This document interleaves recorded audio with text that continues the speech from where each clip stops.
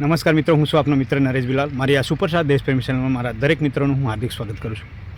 મિત્રો, હું દરેક લોકો સુધી એક મેસેજ પહોંચાડવા માગું છું કે યાર, તમે જે વર્તમાનમાં જીવી રહ્યા છો ને, એ તમારા માટે બેસ્ટ છે. કેમ? એનું કારણ શું? જો એક નાનું બાળક હશે ને, એ કહેશે યાર હું કદાચ થોડો મોટો થઈ જતો, થોડું સમજતું થાય તો. બિલકુલ નાના બાળકને તો સમજ નથી પડતી સાથીઓ, તો સારું એમ.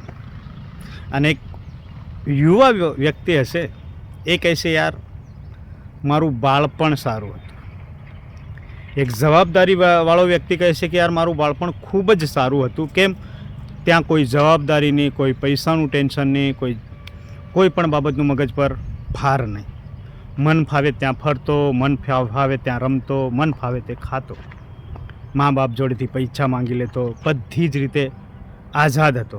પણ હવે યાર બાળપણ સારું હતું ને હમણાં યાર ખૂબ જ તકલીફો, જવાબદારી, પૈસા કમાવું, દરેક બાબતોમાં પ્રોબ્લેમ. તો એ વ્યક્તિ ખુશ નથી રહી શકતો સાથીઓ. કેમ? કે જે વર્તમાનમાં છે ને, એ વર્તમાનને લઈને નથી, પણ આગળનો જે એનો સમય જતો રહ્યો છે, જે પૂર્વ જે થઈ ચૂક્યું છે ને, એને લઈને પરેશાન છે. એ સમય, એ ટાઈમ મારો સારો હતો, એવું હતું તો. એટલે વર્તમાનમાં શું કરી રહ્યો છે, વર્તમાનમાં કેવું ચાલી રહ્યું, કેવું જીવન જીવે, એને એન્જોય નથી કરતો સાથીઓ. પણ હું એવા દરેક લોકોને કહેવા માગું છું સાથીઓ કે યાર તમે સમજી લો કે જુવાનીમાં છો, અત્યારે જવાબદારીઓ છો, તમારા હાથ પગ સારા છે, કામ કરી શકો છો, મહેનત કરી શકો છો, પૈસા કમાઈ શકો છો, બધી જ વસ્તુ યોગ્ય છે. તો એને એન્જોય કરો. કેમ કે આજથી લગભગ એના પછી તમે 10-20 વર્ષ પછી તમે જો તમારી ઉંમર લાયક થશો ને, ત્યારે તમારા હાથ પગ દુખશે, બીમારીઓ આવશે, દાંત પડી ગયા છે, ખાવામાં પ્રોબ્લેમ થશે. ત્યારે તમે વિચારતો કે યાર આજથી 20 વર્ષ પહેલાં હું 35-40 વર્ષની ઉંમર હતી, ત્યારે મારું જીવન ખૂબ સારું હતું યાર.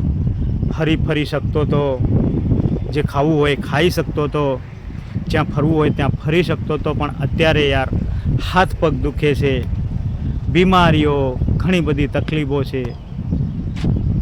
તો પછી આપણે ત્યારે એ સમયને લઈને, અત્યારે જે જીવન જીવી રહ્યા એ સમયને લઈને ત્યારે પરેશાન થશો. તો મિત્રો, મારો કહેવાનો મતલબ તો એ જ છે કે આપણે અત્યારે જે પણ ઉંમરમાં છે, એ ઉંમરને એન્જોય કરો. એ ઉંમર, એ સમય આપણા માટે બેસ્ટ છે. તમે ભવિષ્યને લઈને, વર્તમાનને લઈને ચિંતા કરવાનું છોડી દો. તમે ક્યારેક એવું વિચારશો કે યાર હું ભવિષ્યમાં આવું થશે તો, આવું નહીં થયું તો, આ બધા અનેક પ્રશ્નો છે.